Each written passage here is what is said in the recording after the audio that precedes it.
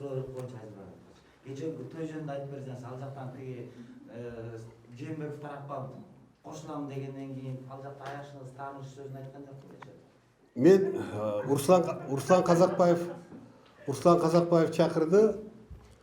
Руслан Казакбаевди биз убактылуу өкмөт тышкы иштер министри кылганбыз. Бизге иштеп берген. Мен аны ошондон бери көп тааныйм. Ага чейин да тааныйм. Мына макен ака отурат, ушул киши Түркияда посол болуп жүргөндө биз Отунбай экөөбүз ушул киши Түркияга барганбыз, макен эке. Ошондо Казакбаев Стамбулда консул эле.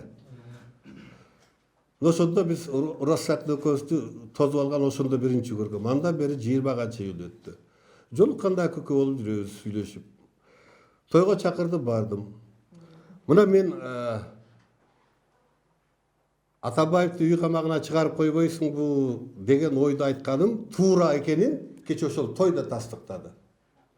Эмне үчүн дегенде тойдо ошол Атамбаевдин аялы отурат, баласы отурат, бабаны отурат, Текебай отурат, Таши отурат, Мадымар отурат, Бебекназар отурат. То есть биз кыргыз кичинекей элбиз. Эртең эле бир болсо бир жерде жолугабыз. Так ошондо кызыкчылык кылат да. Ошондуктан мен айткам, бири-бирибизди биз жөн эле жазалай билип, каралай билгенден башка да айкөлдүк кылышты дагы, кечиримдүү болушту дагы биз үйрөнүшүбүз керек экен.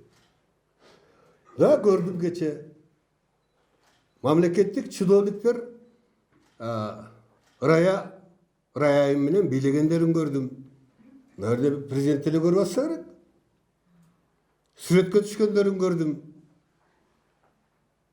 Мен бирок таластын аксакалдары менен отурдум эле, Алтай Берибаевтар менен сүрөткө түшкөн жокмун.